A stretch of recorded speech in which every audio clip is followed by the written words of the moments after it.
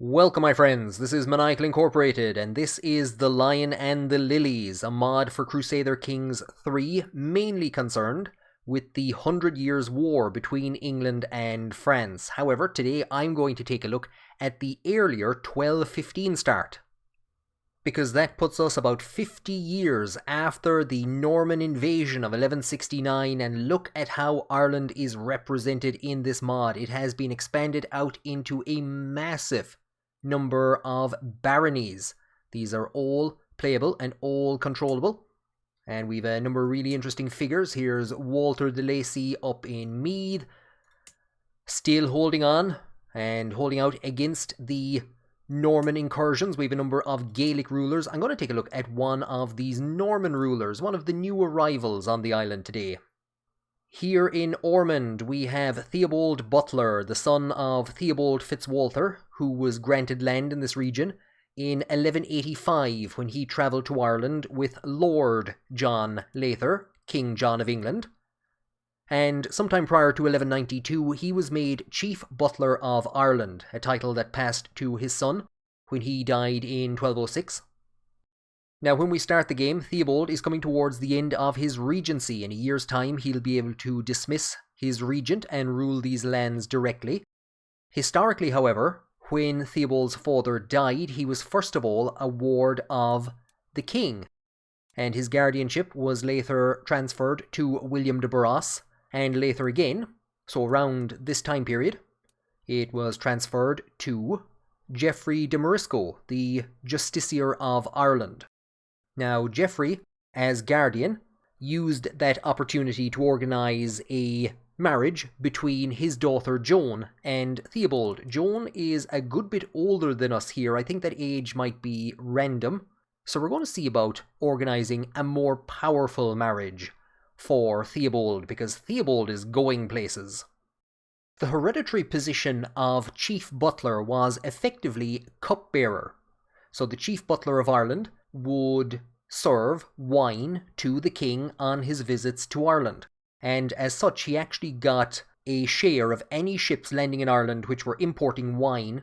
He got a share of that wine to maintain a stock to serve the king. So what we're going to aim to do, it's unlikely that we're actually going to get the position of cupbearer, but we're going to push to try and get a court position in England. That's going to be one of our goals. Probably something like Master of the Hunt, because there's going to be a lot of hunts going on, and we could very well make ourselves a very attractive person for that position.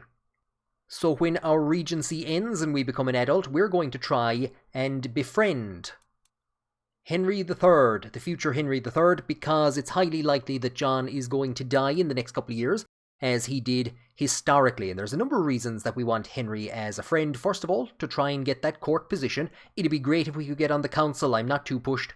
But the other reason that we're going to try and make Henry our friend is because we are setting our sights on the Earldom of Ormond. We control 2 of the 4 baronies that make up the earldom, and one of them is controlled directly by the monarchy. So we're going to lay claim to that county and then petition our liege to hand that claim over to us, the way that we can create the earldom. Failing that, we will have to go to war with the de Burgh family and try to take Clonmel. Now, I'd like to leave them there and make them vassals, but if we have to, we will take Clonmel and get the money together to form the Earldom of Ormond.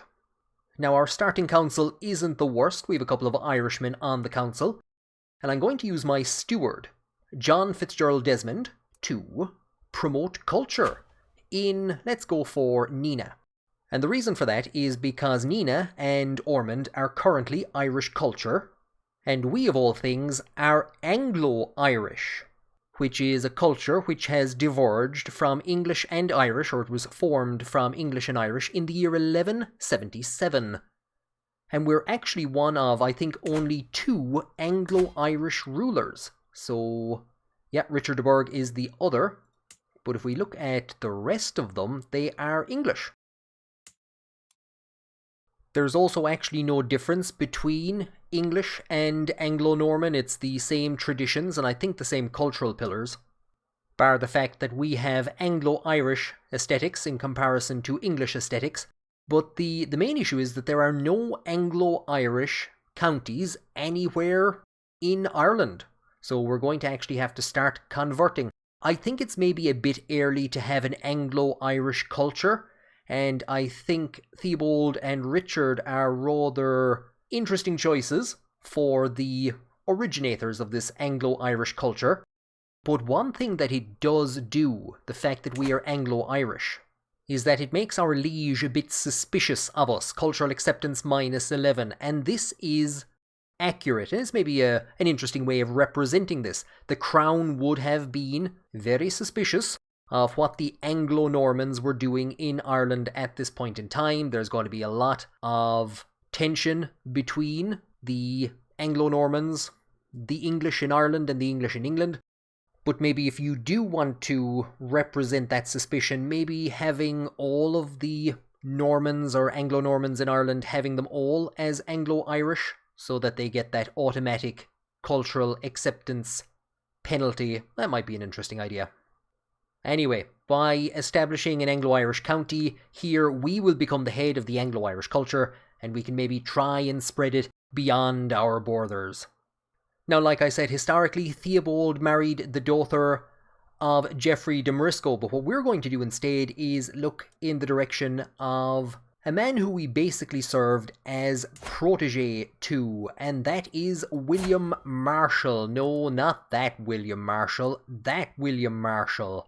So this is the famous William Marshal, the greatest knight in all of Christendom.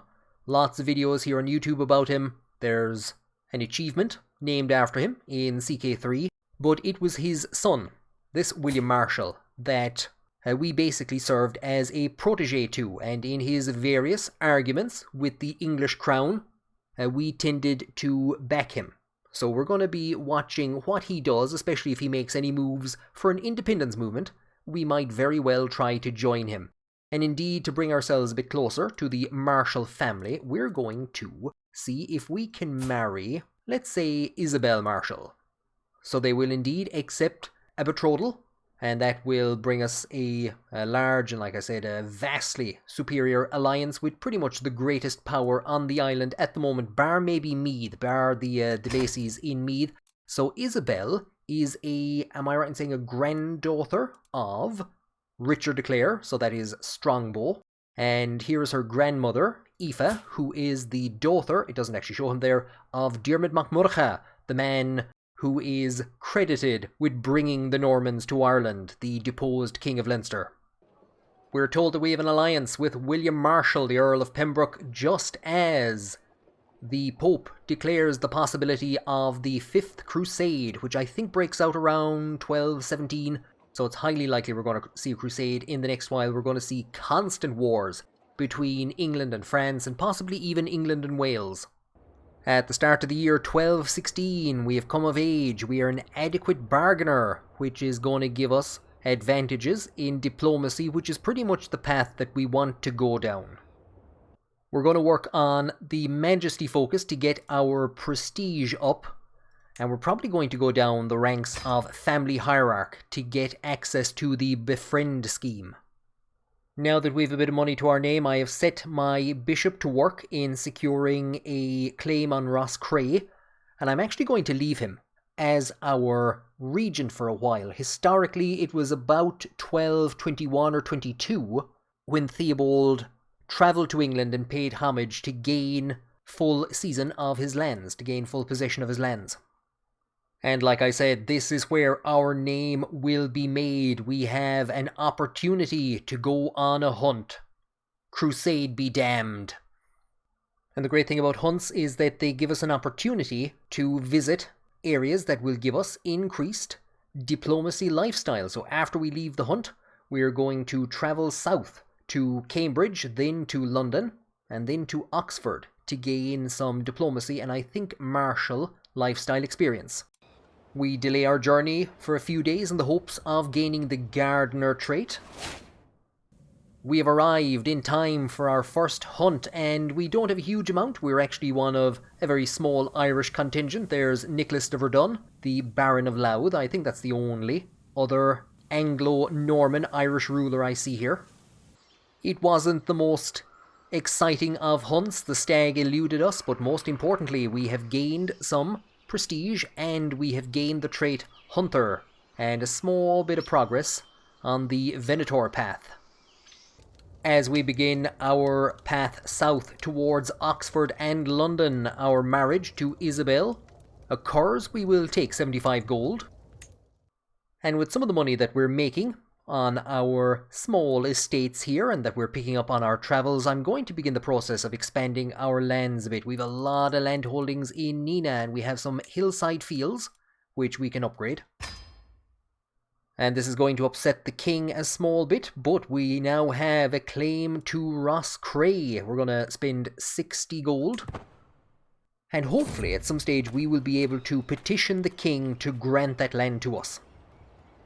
And we've just arrived home and we're setting out again because King John, who we've just laid claim to some of his land in Roscrea, is hosting a grand tournament.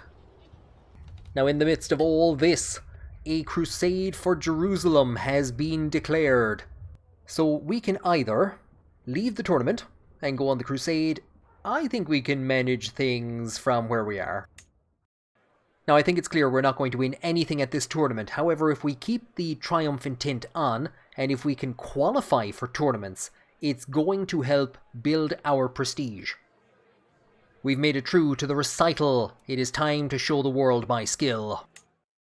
And you know what? It is quite clear that we have no skill whatsoever. We are going to make a recital, a ditty about making coin and living a good life. The glory of Theobald Butler is widely known. Our wife, Baroness Isabel, is pregnant and, more importantly than that, we have won the recital contest. The wife is pregnant, we have a victory to our name. Let's go and have a cup of wine and see if we can get that 20% chance to increase our ability to compete in the board game tournament. Now in the real world, far more important things are happening. The Pope has died and has been replaced by Callistus III. It looks like the papal forces are about to secure a major victory in their bid for the Kingdom of Jerusalem. However, there is a massive army coming to oppose them. But we don't care about things like that because we have indeed qualified for the board game tournament. First we have an easy victory over the Earl of Chester. But everything has gone wrong in the second game. John cheated us and we failed in our bid to bring it up to the judge. We've been decreased to just 3% of a chance of winning. And it looked like we had a clear path to victory and we've been kicked out by a cheater who makes it all the ways to the final before he himself is defeated. Thankfully, it would have destroyed me if he had won. Next is the horse races. Two ladies are vying for our attention. We're going to ignore both of them and focus on trying to qualify. And indeed, we have made it through to the horse race. Now we can prove that Irish horses are some of the best in the world. We're going to take a gamble on some randomer called William to ride the horse in the race. And a naked man has run onto the tracks, flaunting everything God gave him. We will have the horses trample him, gain some dread, and lose stress because of our callous nature. And this is an absolute and utter shock, but we have managed to win the race. And in the midst of it all, our wife has given us a daughter who we are going to name Isabel after her. At the last moment, we've managed to qualify for the wrestling tournament. I'm wondering, is it because all of the great knights of the kingdom have departed for the crusade? Because we managed to achieve a victory and qualify for the next round against a randomer called Geoffrey. Thomas, another absolute randomer, is easily dispatched. And we find ourselves in the finals against the Earl of Surrey. But our tremendous run of fighting hobos comes to an end, and we are defeated in the final. But what a fantastic achievement this is for the young Theobald Butler. We have a champion racehorse. We have about 1,500 prestige, 150 gold. The Butler family has gained considerable renown, and we get +3 to diplomacy. And we've also won a prize ring, which is going to give us some increased prestige, and a prize brooch. As we depart from the tournament, we are told of the rise of the Mongols. I'm sure this is nothing to be concerned about. And as we return to Ireland, we are told that King John has declared war on Philippe II for control of Hastings. We also have an opportunity to become a poet, which I think we're going to take, having visited some people in Roscrea. So we return home. Now, just as we arrived back in Ireland, we were told that King John has declared war on France for Hastings. Now, we could try and make our way out to the Crusade. Things aren't going very well out there. So we're going to offer to join this war and see if we can maybe get a bit of prestige and a bit of approval from the king. Now, we're also going to take this opportunity to formally end our regency. Our forces have arrived in Normandy. They have joined with the King of England. However, the one and only commander that we had has become sick and can no longer command the armies. So we basically have 500 men just hanging around Normandy. Now, this war against France is going disastrously because France is just traipsing around the centre of England. However, we are being given money for some of the sieges. We received a bit of money there. And we've also just become the head of the Anglo-Irish culture. One of the things that the Norman cultures, the English and the Anglo-Irish cultures have, is that romance schemes offer additional prestige. So we're going to try to romance our wife Isabel with a love poem. Now, with some of the money that we've been getting on these sieges in France, I have laid claim to the barony of Clonmel. We will see that it is done. And Henry of Warwickshire is hosting a feast. It would be rude, as Chief Butler of Ireland, not to attend. We have now largely managed to bankrupt ourselves, however, predominantly because we have to pay for our troops every time the King of England takes them out to sea. I have them basically attached to the King of England, just wandering around as they so wish. And we have a lot of ecclesiastical figures at this feast because, again, all the great knights are probably fighting either in the Crusade or in the wars in France. We have the Archbishop of Canterbury, we have the Archbishop of Bath and the Archbishop of England, and the Archbishop of Downpatrick.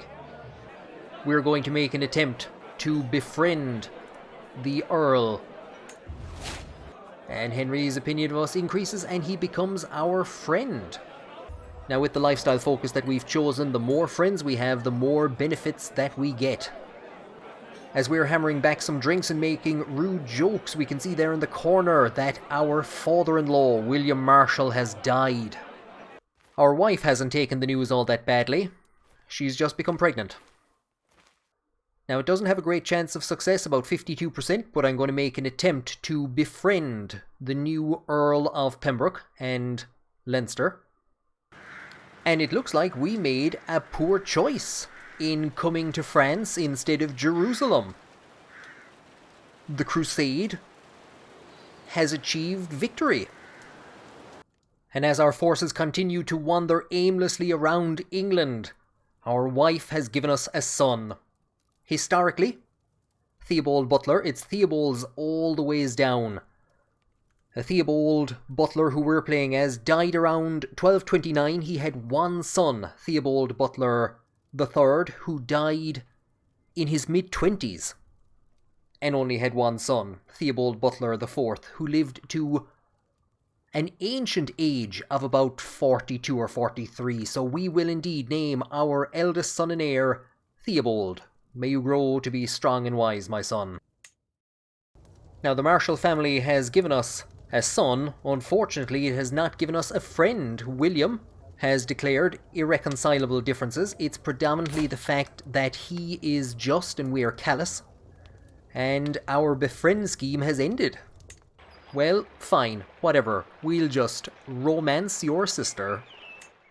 Theobald and Isabel will become soulmates, and the Butler family will gain 150 renown. And almost instantaneously, Isabel declares that she no longer wishes to be Theobald's lover. This family. Well, the most important thing is that by completing that romance, we have enough renown to unlock the first Butler Dynasty legacy. And I think I'm going to go down the glory route. Glory Hound Vassal Opinion doesn't mean much, nor does the marriage acceptance at the moment, but Renowned Name is going to give us monthly prestige, and that's what we're going to push for. So William will not be our friend, and he will not agree to an alliance, and his sister has just declared that we are no longer soulmates, so we're going to begin the process of befriending Walter de Lacy in Meath. And here's one of the reasons that we want to make some friends. We're pushing down the family hierarchy tree. Each friend adds minus 5% stress gain. We're also going to see, later on, each of your friend relations gives you 2 random skill points to a maximum of 5. So that's what we're pushing for. And we just gained some money from sieging down an area and have finally won this war. We have helped King John to win his war for Hastings, and most importantly, what do we get? 100 prestige and 100 opinion with John, the King of England. And how better to celebrate than to join a hunt in the north of England, and we're going to use this as an opportunity to visit some martial lifestyle experience giving regions on Hadrian's Wall, I think, and we're going to push up to Scone to visit the King of Scotland. And would you look at that, there is our good friend John, the King of England. The Earl of Oxford is here. Our not so good friend, William Marshall, our brother-in-law. Hey, William. And there's our actual friend, Henry de Beaumont, next to him, who we befriended at a feast in his house recently. There's actually a good chance that this hunt could succeed. However, we have found Henry of Hereford looking at some flowers, and if we stop to look with him, we will gain an artifact and he'll become our friend. I don't care about this hunt. After hours of attempt, the game have all disappeared. A terrible shame. I blame William. So we're not soulmates, but Isabel is pregnant again. Friendship ended with William Marshall. Now Walter is my friend. And speaking of William, we find ourselves in Kilkenny, and we are critiquing his livestock and his pastures. We have a 65% chance to offer some advice that can improve things. We will gain stress. However, there's also a chance that William will become our friend. Let's see if we can improve things around here. And William II, after all of that, has become our friend. Still won't accept an alliance, that divil. Considering that we've gotten our approval up to 100 with King John, I'm going to take this opportunity to petition him to grant us Roscrea. We could try and push for a council appointment. He does actually have a very weak chancellor who we could replace, but again, we're a bit too low in the ranks. I don't think he would give us anything until we can get the Earldom of Ormond.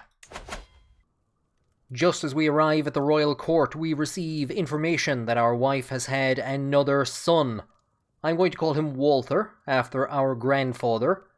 And this means it's very important that we get that earldom. But unfortunately, we've arrived at a bad time, and the king is unable to meet us. We won't be able to petition the king for another 5 years, which will put him into his early 60s, so we're going to begin planning for the future, and we're going to start a scheme to befriend the future Henry III. And while we were trying to secure the future of our dynasty, our wife was trying to destroy it. She has been cavorting with Archbishop Thomas, who is the true father of the child she is currently bearing. Everyone will know of your infidelity. Thomas becomes our rival, and we have the ability now to divorce our wife. Now, she's been an effective regent while we have been travelling, but if we can't leave home without her turning to the clergy, we're going to have to request a divorce. Our eldest son, Theobald. Does he look anything like Archbishop Thomas of Downpatrick? He's a brewing troublemaker. Our poor friend Walter died of the stress and shock of hearing of Isabel's treachery. But we have to continue forward. We have formed an alliance with Cornwall. And after all of that, we've been granted a nickname, Theobald the Poet Dynasty. Well, it's probably not as bad as things that they could be calling me after hearing that my wife slept with the Archbishop. And right off the bat, our father-in-law has died, and our brother-in-law, John, will not negotiate an alliance with us. It's one thing to take my wife from me, but my cocky rival, Archbishop Thomas, is trying to spread rumours about me to Henry. I will not allow him to besmirch my good name. And as much as the devil tried, Thomas could not keep myself and Prince Henry apart. Nobody is expecting me to show up after what his sister did. But my next door neighbour, William II, is holding a hunt in his English possessions. So we're going to wander over and try and gain some prestige for ourselves.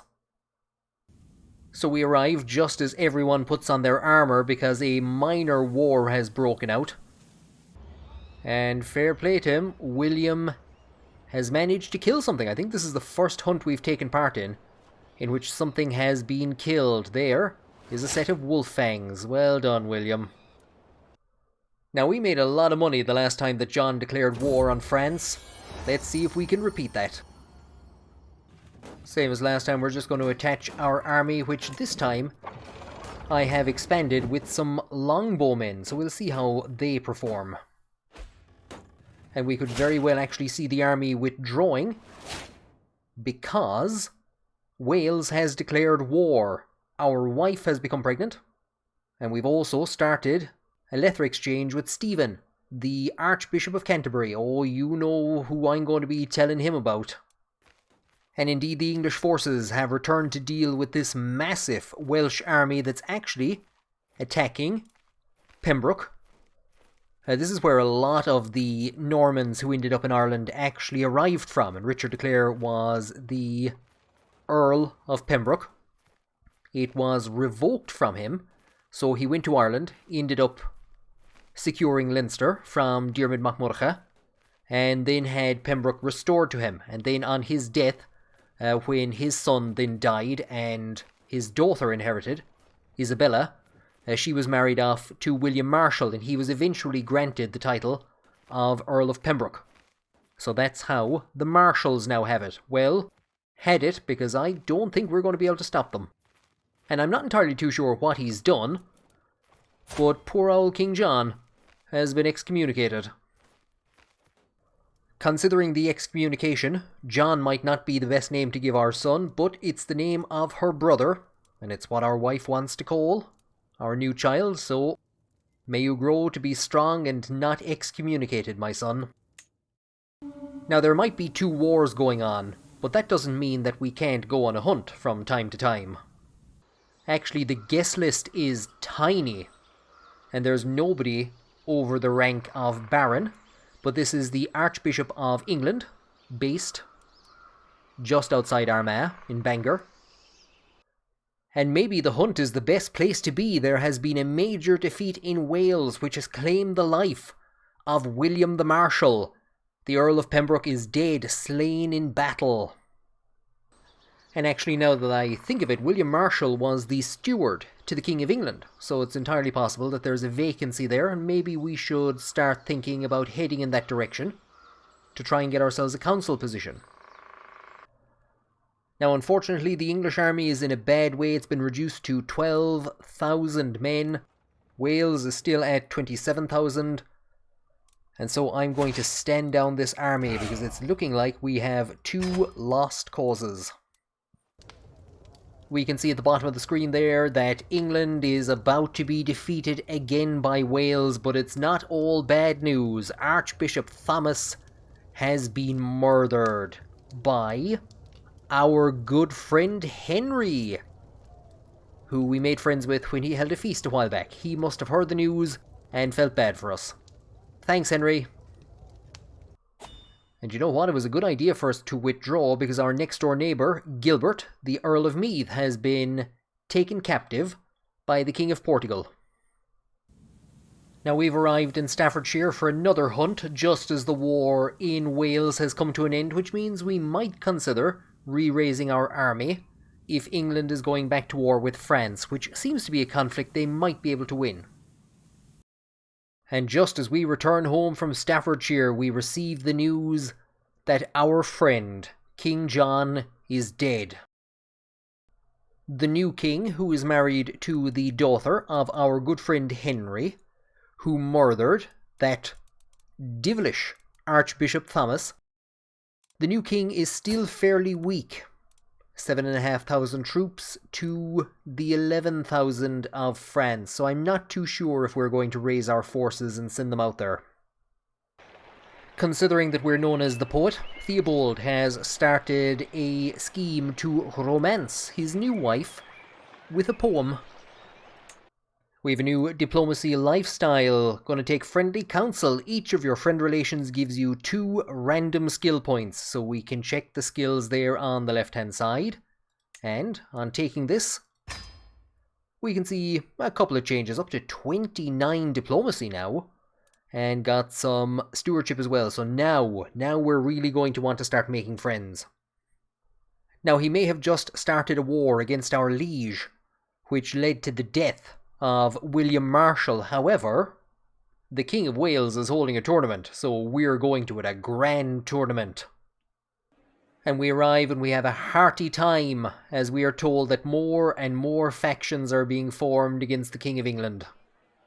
We've just barely managed to qualify for the archery tournament. We've gained 75 prestige. It's time to show the world my skill. And in the midst of the archery tournament, we have managed to actually raise our army, send it to France, because the English army is staying fairly far away from the French army, so we're going to attach it to just follow around and assist them in any way they can. And thanks to a moderate amount of cheating, we have managed to win the archery tournament. The recital was our first ever tournament victory in the tournament held by King John. We gave a poem about making coin and living a good life, and we're going to try it again. And it is a second victory of this tournament and a back-to-back recital victory as well from the last tournament that we competed in. Now, some people will say that we have had all of our major successes in times of major international crises. Our last victories came during the Crusades, when the great knights of the kingdom had travelled to fight for Christendom. And our victories here are occurring in the kingdom of our liege's enemy during a major conflict in France. That's just naysayers talking. Don't listen to them. But here, in the first round of the duel, Theobald's rampage through the tournament comes to an end. He has been defeated. And here we are again on the podium with Prince David. We have received prestige, we have received money, merry aim, which increases our archer damage, which is going to be fantastic for our troops in France. And we've also received another prize ring and a prize scepter. And we now actually have too many items, too many prizes to wear. I have 4 prizes, and I have another trinket which I have equipped. So I'm going to give our prize ring from the last tournament to Thomas, the son of Henry de Beaumont, who murdered Thomas the Archbishop. And this guy, I'm trying to sway him at the moment to become friends with him. And his sister is married to Henry, our other friend. Recently, one of Theobald's courtiers told him of a wolf sighting in Emly, so he's going to hold a hunt there to celebrate his recent victory in the tournament in Wales. And what a great moment this is. Henry III, King of England, is here. Our good friend Henry de Beaumont, Richard de Burgh, who is now Earl of Kent. That's problematic. That's our next door neighbour. He now has an earldom. That's the ruler of Clonmel, who I would have hoped to try and take that title from. So do you know what? We don't have a lot of people here, or a lot of nobles, but we have some very important ones. We have managed to corner the beast, and considering that we have just won an archery tournament in Wales, we will shoot it. The arrow strikes true straight into the beast's heart. And this was the first hunt after all the ones that Theobald Butler has attended. This was the first one that he held himself, and it has been a tremendous success. He has increased his trait as a hunter, gained tremendous prestige, and has acquired some wolf fangs for himself. Now we've managed to romance our wife Anne, but unfortunately, even after granting him the ring that we won in our first tournament in England, Thomas de Beaumont has broken off our attempts to befriend him. There was a hunt in Avignon and a feast in Bangor to choose between, and I chose the feast because I thought it might give us an opportunity to try and befriend the Archbishop who has invited us in this direction previously for a hunt. And it's a good thing we did, because look at who the honorary guest is. It is King Henry, who's on his way. Is not looking happy. Now, we didn't manage to befriend the Archbishop. We did manage to befriend just some randomer. And 5 is the total number of friends that you can have that will impact your ability to gain random traits. So we have the full number. We're now up to 36 diplomacy, 15 stewardship, and I think it's about time that we start pushing for a position on the King's Council. And you know what? We might want to hurry, because the King is both injured and gout-ridden. Now, the other option we have available to us at the moment is to resettle subjects to increase the capital development. That's something we might look at later on, but for now, do you know what? We're going to push for... I would like that council appointment, but I don't think he's going to give it to us unless we're an earl. We're going to see if he will grant our claim to Roscrea, and if not, we're going to have to push for war with the Earl of Kent. I am escorted into King Henry's throne room, where he beckons for me to approach and address him. I respectfully assert my legitimate claim to his barony of Roscrea, providing the lengthy documents which assert it, and wait the King's reply. Absolutely, friend. I dispatch my agents immediately to take care of this matter. My liege, thank you. I am always in your service. And not alone has His Majesty bestowed Roscrea on us, he has indeed elevated us to the rank of Earl of Ormond. So historically speaking, the Earldom of Ormond was created in the 14th century for the son of the 6th Chief Butler.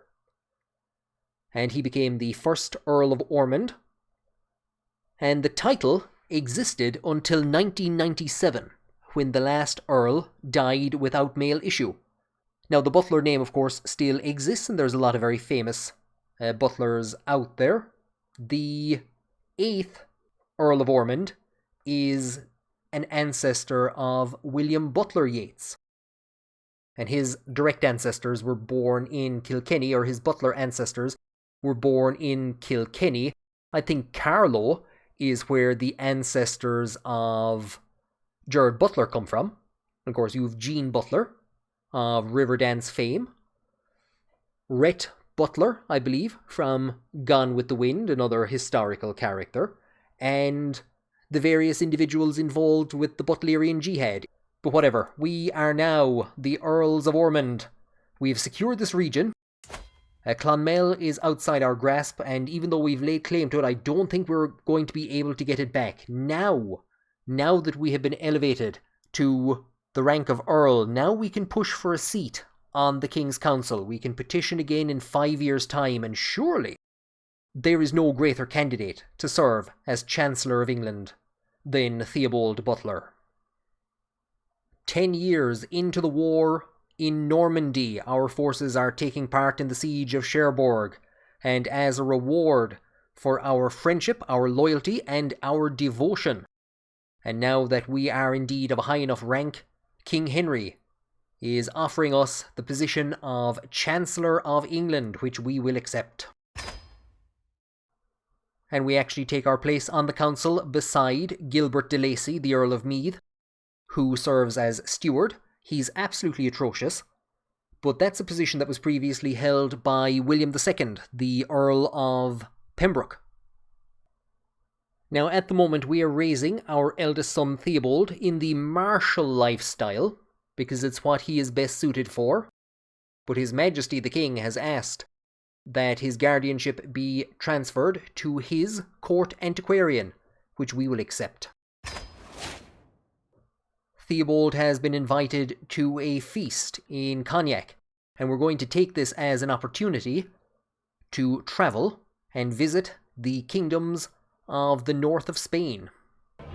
We arrive at the feast at the same time as news arrives of King Henry's victory in Normandy, and undoubtedly the war is going to conclude. I think we've approached 12 years of constant fighting for Normandy. We have a lovely time ahead of us.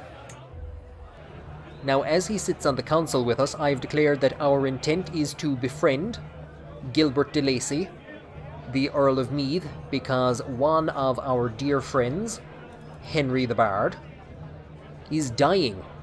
This is the man who killed Archbishop Thomas after he slept with our wife Isabel, but he is near death. So yeah, it's gonna be an interesting feast. But while he might be dying, he does have time to celebrate our victory after just short of 12 years. Now, we failed in our attempts to befriend Gilbert, so I'm making a second attempt, but as well as attempting to befriend him, I'm slightly worried at his expansion. He has lost Dublin to Pembroke, but he has taken Longford, and he's reaching out around us and has taken Kincora from Thomond. Now, for a while, I've had my sights on Kilmallock, which is currently ruled by Joanna, who historically was Theobald's first wife. Her husband has died, however, and her next in line is her daughter. So what I'm going to do instead is organise a marriage between my eldest son, Theobald, and we'll call her Bella de Montfort. Now, the army, the alliance isn't great, but it is going to secure land on our border for our grandson. Our wife has given us another son, Nicholas. May you grow to be strong and wise. We've just received the devastating news that Henry the Bard, our good friend who murdered Archbishop Thomas, has died. Now, I've no idea what happened here, but a couple of years ago, the Holy Roman Empire, the title, was destroyed. So now we're left with this chaotic mess, and we can just about see the Mongol Empire coming onto the screen. Our son Theobald has come of age at the English court, and no doubt here is a future Marshal of England. And as our son travels home, where he will first of all become Marshal of Ormond, we have completed our scheme to befriend Gilbert de Lacy. The brother-in-law of my eldest daughter Isabel is holding a hunt in Talmont, and we're going to take that as an opportunity, now that there is peace, to visit Paris, one of the last nearby courts that we haven't had an opportunity to visit just yet. And here is some devastating news. We'd only been... And here is some devastating news. I think we've only had the position for 3 years, but King Henry has rescinded our appointment as Chancellor of England. And as if to rub salt in the wounds, we have been replaced by Edmund Marshall. Oh, look at him there at the hunt. Look at him. He's so sad. He's so sad. They ask you how you are, you just have to say that you're fine when you're not really fine, but you just can't get into it because they would never understand. And so we return home from Paris, depressed at the loss of our position as Chancellor, but with dreams for the future of the Butler dynasty. My second eldest son, Walter, has come of age, also a martial figure. And straight away an offer of marriage has come in from Maud Fitzpeter. Her husband died from internal injuries. Her son has already become the Baron of Holderness. It's a fairly good army, and that alliance Considering he's 3 years of age, should last a while, so do you know what? We're going to accept. No doubt by now, Theobald is known as the greatest grand tournament competitor of all time, and there is a tournament being held with a recital competition and an archery competition, both of which he won in Wales, and it is being held by the King of Navarra. Way up here. Now, we are the defending champion, but unfortunately there's no crusade or major war to distract people at the moment.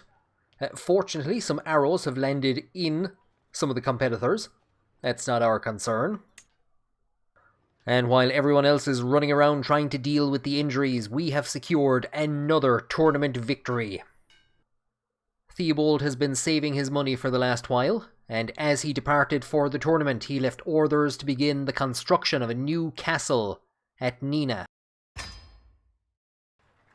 Now, wrestling has never been our strong suit, but we said a bit of a prayer there before coming into the match, and it's given us a fairly strong chance of winning. I'm ready. And in this tournament, we are up against a familiar face. It is the Prince of Wales. I'll teach him to show his back to me. And for all our prayers and all our confidence, we have been defeated. I think this is the third tournament that we have met the Prince of Wales in, and it is our second defeat. Confounded. We've taken part in a number of tournaments so far. I think this is maybe the third major tournament that we've taken part in, but this is undoubtedly the greatest selection of rulers that we have seen. And it is an honour to stand amongst them, and we're beginning actually to see some of the Irish, the native Irish rulers. A. U. Crahur has attended the competition. There is Thomas, the son of our good friend Henry, who refused to become our friend. The martial events have never been our strong point, and it is unusual to find us in a suit of armour, but we have taken victory in the first round of the duel. And after kicking a man in the balls, we have secured another victory, bringing us through to the final against the King of Hungary. Theobald makes a valiant effort, but unfortunately is wounded early in the round and loses. And now that we have over 7,000 prestige, most of the options for establishing a new tradition for the Anglo-Irish culture are open. And I was looking at charismatic, and I had been thinking of going for refined poetry. Now, of course, the court poet position isn't much good to us at the moment. Prolific hunters, because of the amount of hunts that we take part in, but we haven't been holding a lot of them. What I'm going to go for instead is industrious. It's going to give us 25 development growth when a building is constructed, and we have a lot of buildings to construct. So now we're back onto more familiar ground with the recital. However, we are injured, and I believe it's an aggravated wound from a failure by our physician to treat us. And in the midst of the tournament, we receive news that our second eldest son, Walter, has just had a child, who he intends to name Walter Butler. Now, after defeating us in the wrestling tournament, it gives us great enjoyment to deliver an insult to the Prince of Wales. We're into the final few rounds of the recital, and our victory in the last two recitals came from a ditty about making coin and living a good life. It's done well for us so far. Can we make it 3 for 3? He may have a black eye and a scar across his face, but nobody can argue that Theobald is the greatest wordsmith that the Kingdom of England has ever seen. And of the 4 tournaments that were held, we have only 2 winners. Theobald winning the archery and the recital, and Bella of Hungary winning the wrestling and the duel. And I believe that we have been gifted for our victory a crossbow, of all things. There you go, a prize crossbow, giving us prowess of +7 and some extra knight effectiveness.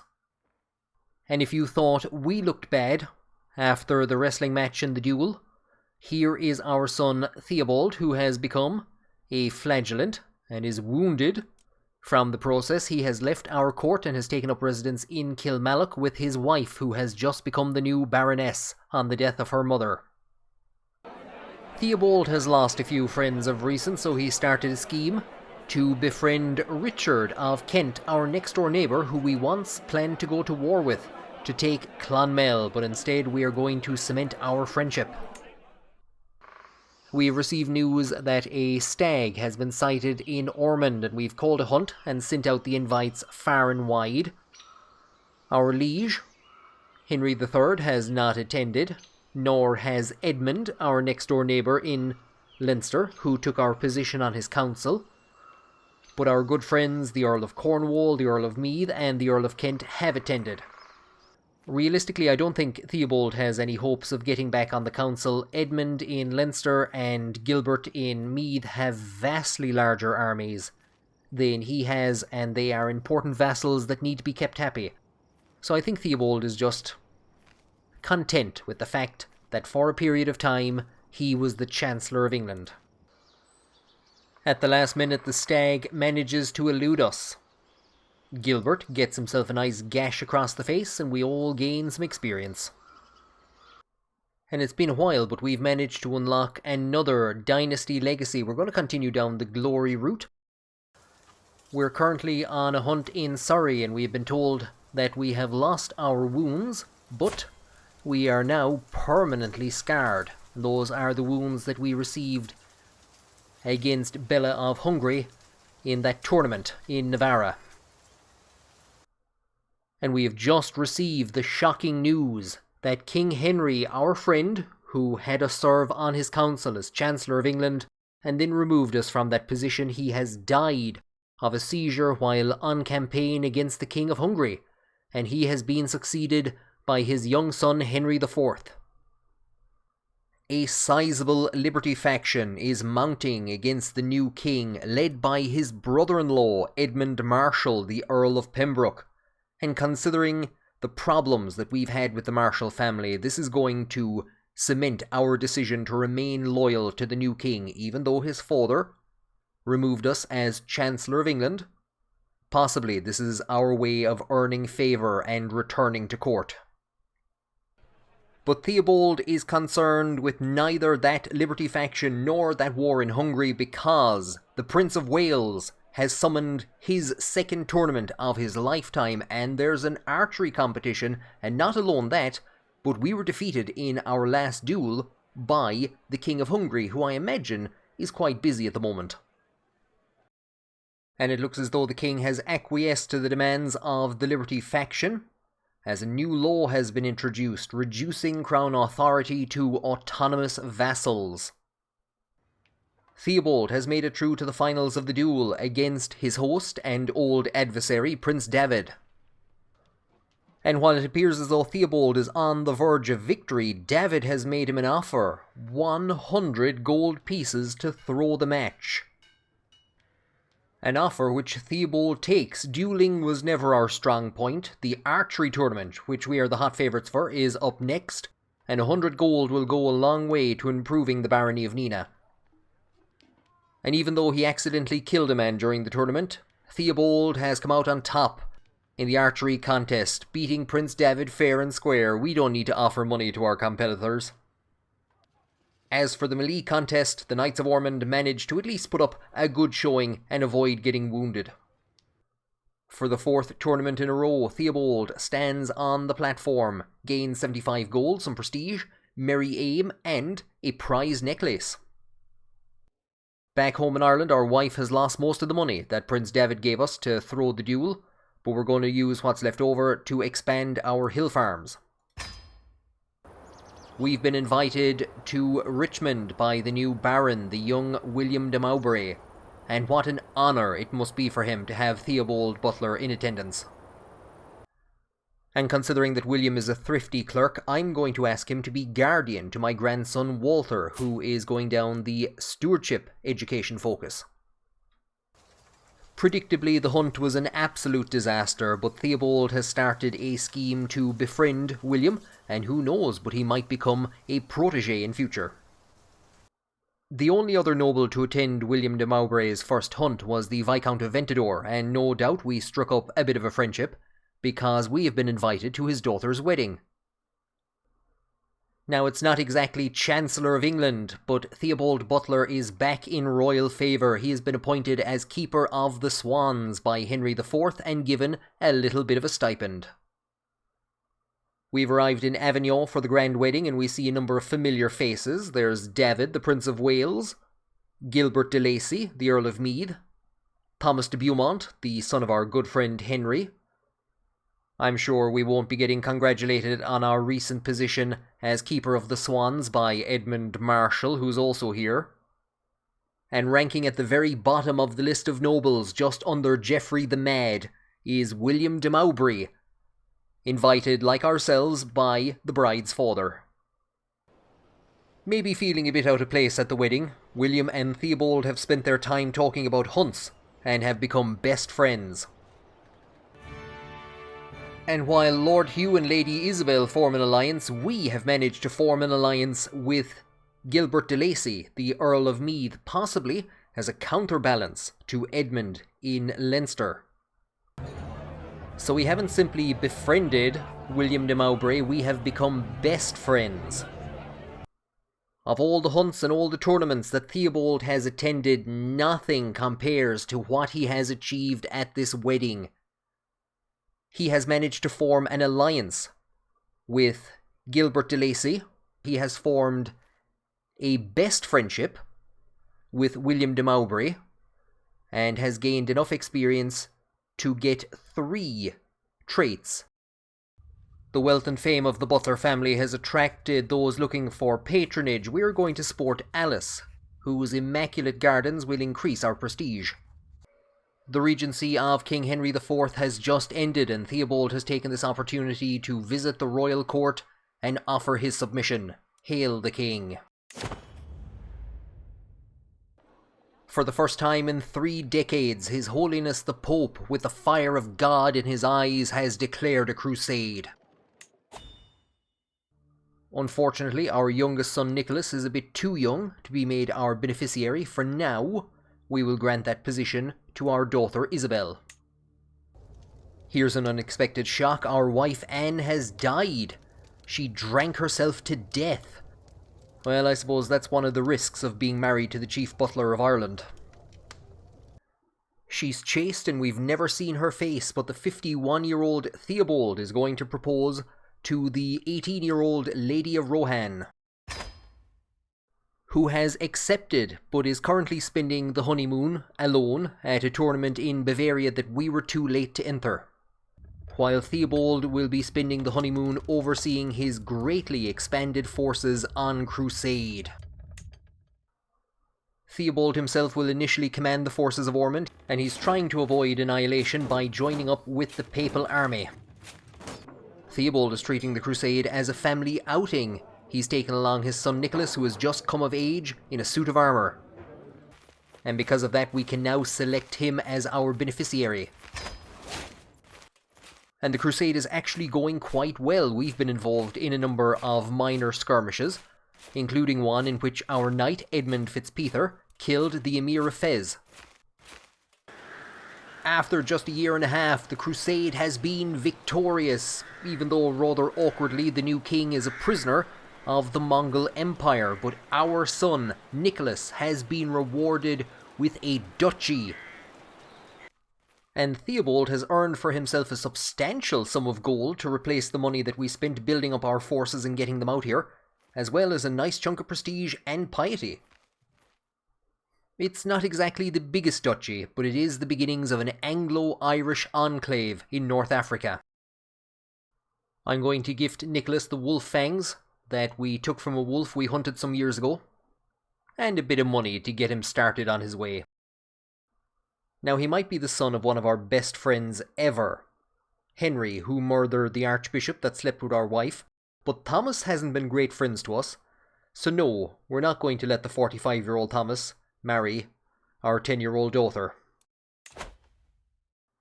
Speaking of, what's Theobald's new wife doing? She's in another tournament. That's probably why he married her. Theobald has just been informed that somebody called Adele has died. Who is this? Wait, is that his wife? Adele has been killed in one of the tournaments that she took part in. knocked from her horse, without the two of them ever meeting. I don't think Theobald has any pretensions to power, even though he is very much putting alliances together at this stage which could contest those of the King of England. I think he's most interested in prestige and reputation, and he is going to augment that by marrying the daughter of the King of Portugal. And with that, Theobald has risen from obscurity to become a living legend. And he has also greatly augmented the renown of the Butler family. Theobald is currently travelling to England to attend a hunt when news comes in that Wales has made another push on Pembroke. While we aren't too bothered about seeing the Marshall family knocked down to size, we are going to offer our forces to the king.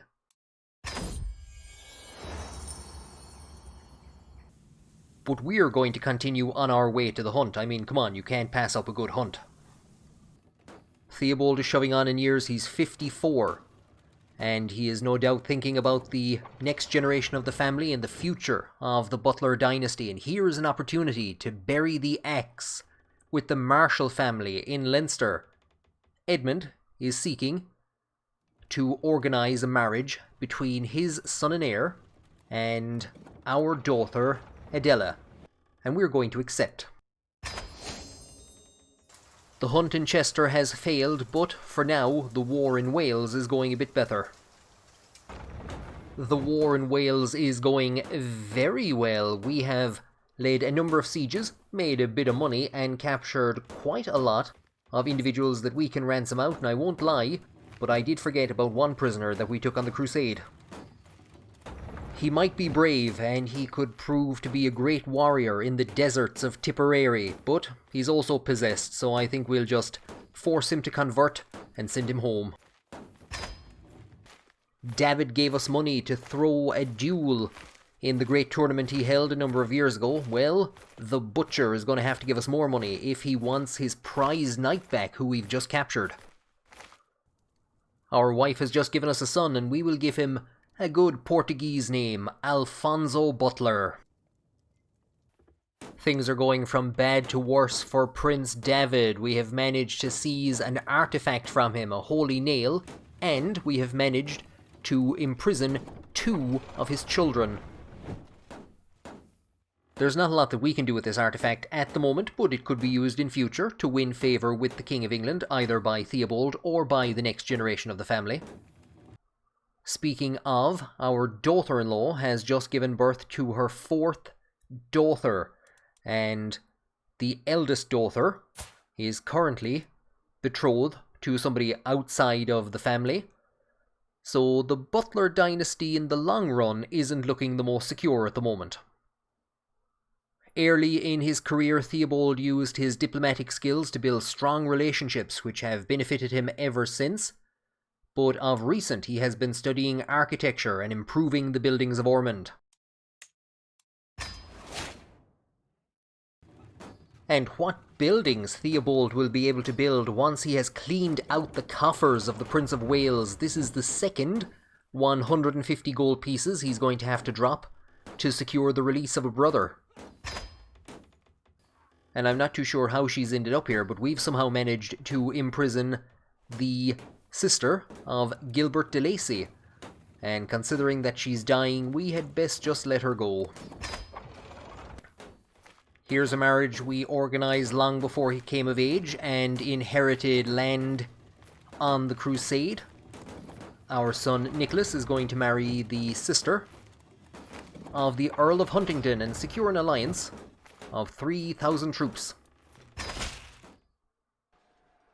One of the greatest events that Theobald ever attended was the grand wedding of Lord Hugh near Aquitaine, not Avignon, as I've been mistakenly saying. And the last one was such a success that he's decided to have another.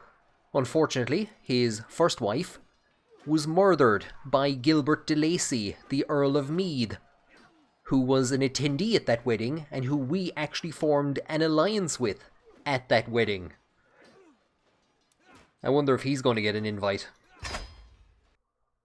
No, they didn't invite Gilbert, but they did invite William de Mowbray, our good friend, who is acting as guardian to our grandson Walter.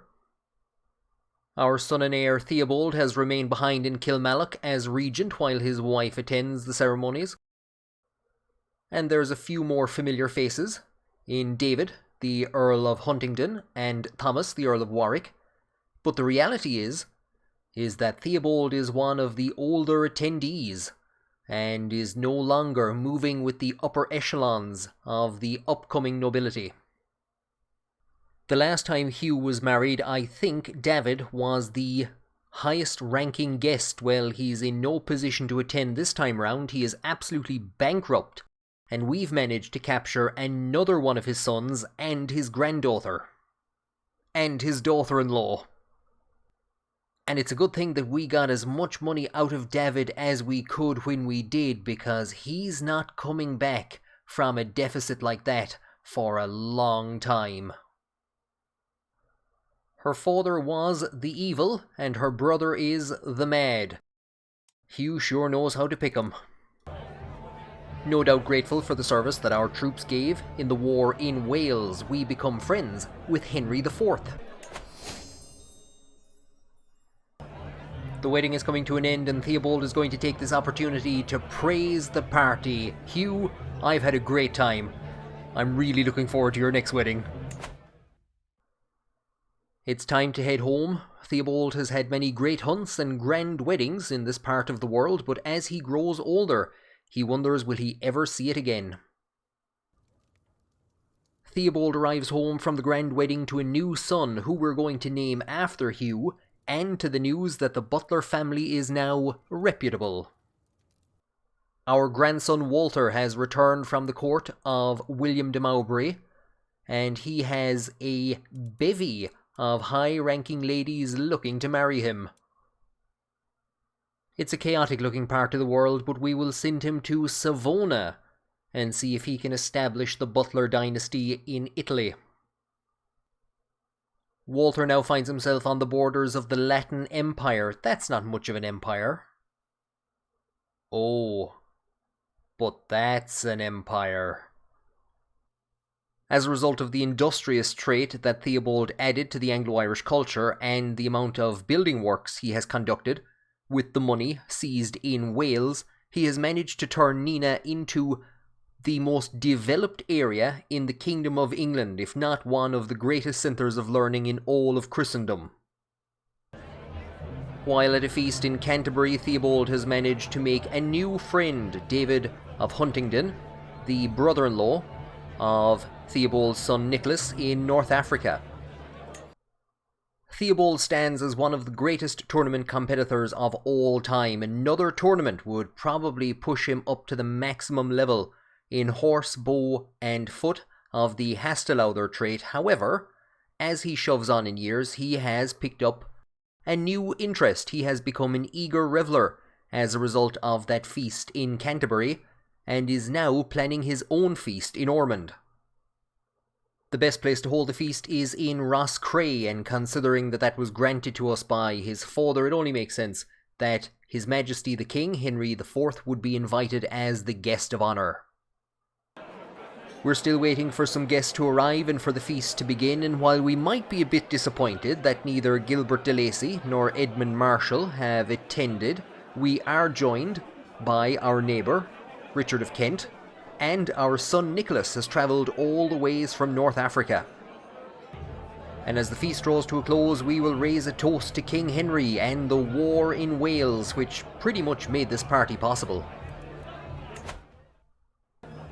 We didn't manage to befriend our son Nicholas at the feast. However, the accolade that was created for our son Walter on the outbreak of the Crusade, that brought Nicholas his duchy, that has gained 10 glory, so overall, quite a successful first feast for Theobald. And it looks like our friend William de Mowbray had a very good time at the feast. He has sent his servant Adam Barclay to our court. He has 25 martial and 20 prowess. Welcome to my service, Adam. And we've just received some mildly worrying news from Kilmallock. Our son and heir Theobald, his wife, has given birth to their 5th daughter. Theobald has been alarmed at this for the last number of years and is currently in the process of attempting to research royal prerogative so we can push through high crown authority and possibly change the laws to male succession only. Which means that if Theobald fails to produce a male heir to the title of the Earl of Ormond, the title would then pass to his brother Walter, and then potentially onto his eldest son Walter, who is currently the Lord of Savona. Theobald returns home from another hunt to an empty treasury. We've managed to spend pretty much the last of the Welsh money expanding not alone Nina, but also Roscrea, and we're currently working on increasing the development in Ormond with the hopes that that will speed up the rate at which we research royal prerogative. But who has time to worry about the succession when there is a feast to attend at King Henry's court? He didn't send out the invites until quite late, so we're going to need to hire mercenary guards if we're going to make it in time.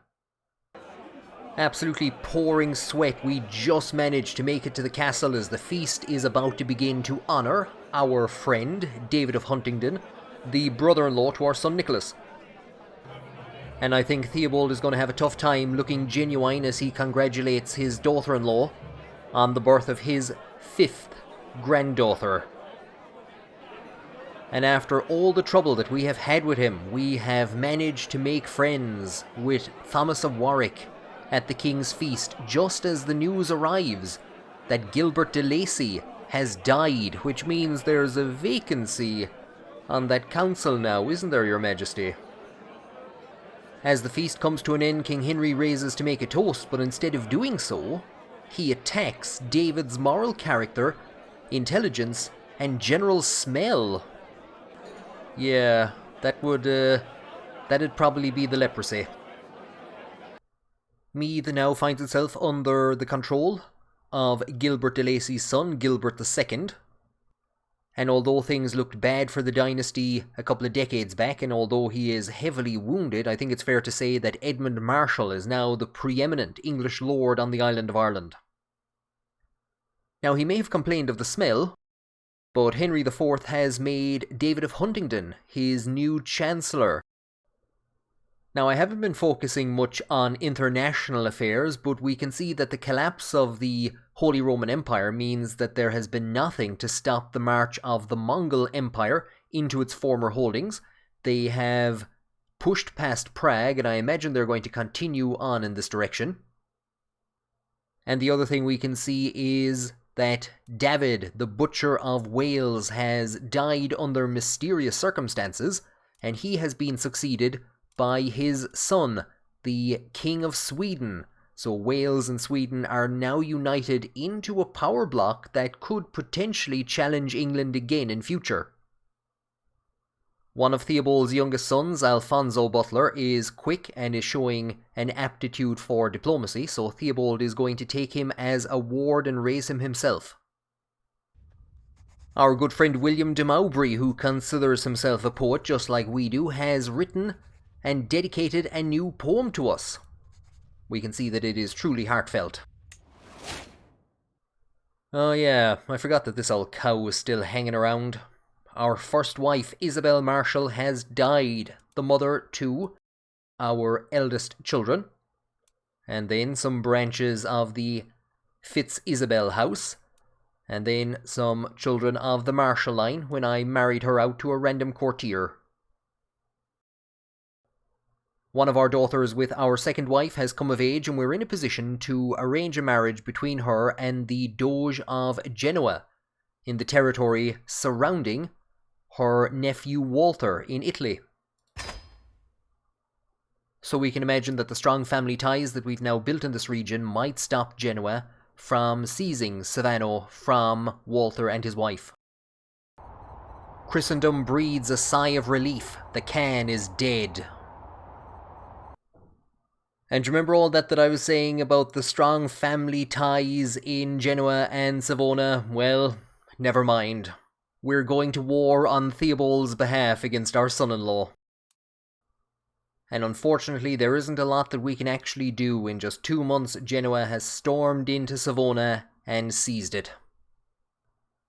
For now at least, Walter and his wife are being left in place as the rulers of Savona, but they have also failed to produce a male heir so far. As Theobald makes the journey across the Irish Sea to attend a feast at Canterbury, a journey he has made numerous times before, his son John has been thrown overboard and has drowned. Theobald arrives in Canterbury and smiles through the pain, reassuring everyone that we have a lovely time ahead of us. So 1262 has not been good for the family of Theobald Butler. They've lost the war in Savona, they've lost a brother, John, and now Theobald is choking on some bones from some ducks that he found on the way back from the feast at Canterbury. But 1263 is beginning to look up while on a hunt near Louth we have been informed that we have discovered royal prerogative. That has allowed Theobald to institute high crown authority in his domain, and he will now switch the laws to male-only succession. And we are beginning to see what could potentially be the fracturing of the Mongol Empire. A major independence war has broken out in Egypt, and there are a spate of rebellions throughout the rest of the empire. Theobald is attending a tiny hunt in England to get over his fear of crossing the Irish Sea after the loss of his son John.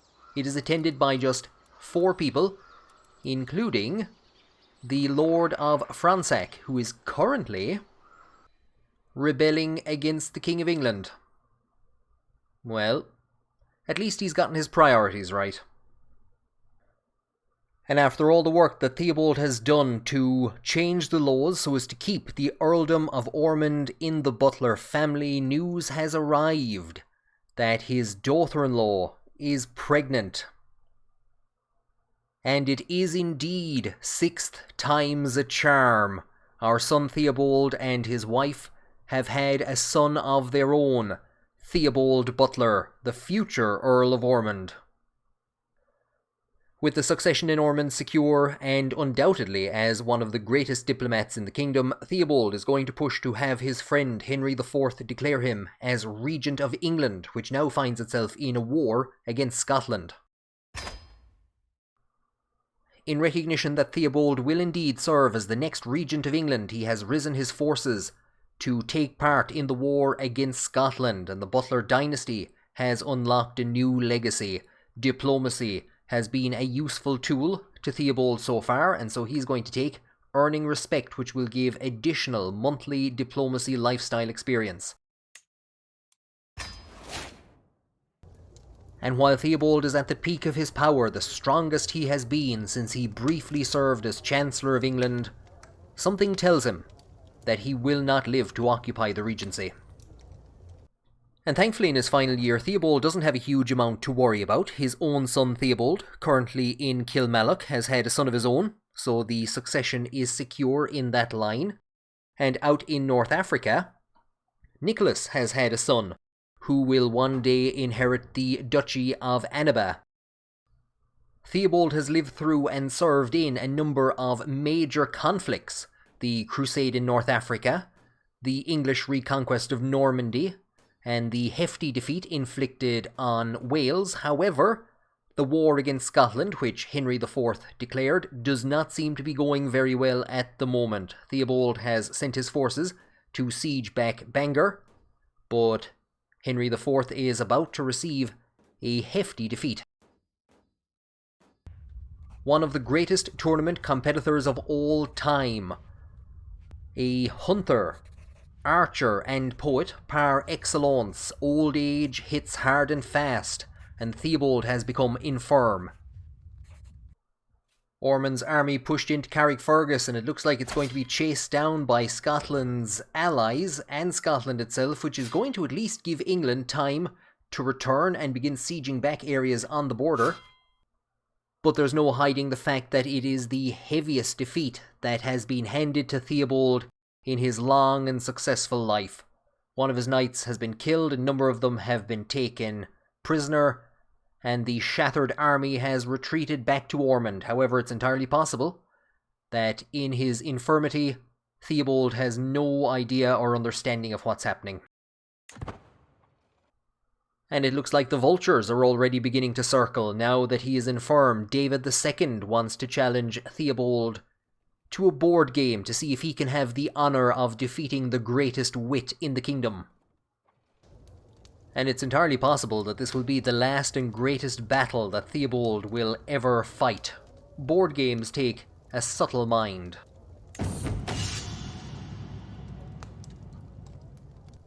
So far, Theobald and David are neck and neck. But now David, more than half Theobald's age, has begun to take the advantage.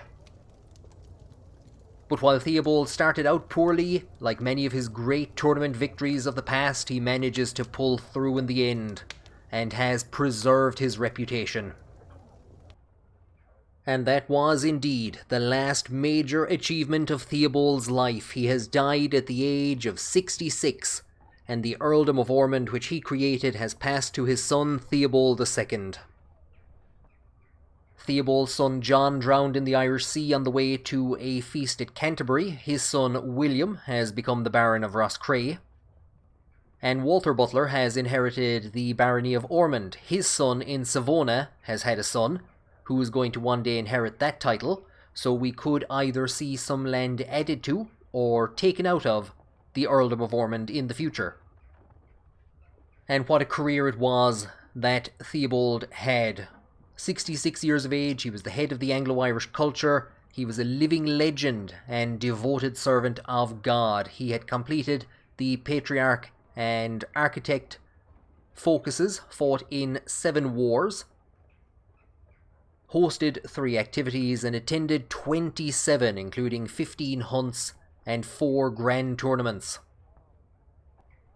The new Earl of Ormond has a tough job if he wants to become as famous as his father, especially as he's already in his mid-40s, by which stage his father already had 3 major tournament victories under his belt. But for now, the new Earl has to deal with his stress level, has to deal with raising his son, has to deal with the war in Scotland, and has to deal with a faction to install his far distant brother Nicholas in Ormond. He was raised at the court of King Henry III. He has the potential to be one of the greatest knights of the kingdom, and no doubt he is eager to continue in the family tradition of service to the English crown. And so ends the life and career of Theobald Butler, and what a life and what a career it was, a lot more exciting than that of the real Theobald, who died on campaign in France at about 30 years of age. The absolute star of this playthrough, I think it has to be said, is the Tours and Tournaments DLC. The fact that Theobald went on 15 hunts and I didn't find them boring or monotonous towards the end. There was always something to do, even if it was just trying to make a friend, gain some prestige, or improve the hunter trait. And I really love the story that was created by this one character in the west of France having 2 grand weddings. And there was so much to do with those. There was so many new traits gained, there was so many new friends gained, there was alliances gained. The Tours and Tournaments DLC really has been a fantastic addition to CK3. And I think it worked really well with this mod, The Lion and the Lilies, and especially with starting in the Kingdom of England and the Anglo-Norman possessions in Ireland. I know the mod is mainly focused around the 100 Years' War in the 14th century, but the 1215 start is really interesting for me as it's just after the Norman invasions, and it's been really incredible to see what the Mongol Empire has done. With the collapse of the Holy Roman Empire, there is nothing to stop them pushing in, and at the moment it looks like they're actually going to handle the various rebellions that have broken out and potentially start their onwards march again. So the adventures of Theobald Butler have ended, but I had tremendous fun, and if you'd like to see me continue on, do post below what you think the next generation of the family should work towards. Most certainly I think Theobald II would want to expand the army and possibly become Marshal of England. But do definitely check out this mod. I'll leave a link below in the description. And as always, thank you for joining me on this episode, and I will see you again in future as we prepare for a crusade against the Mongols.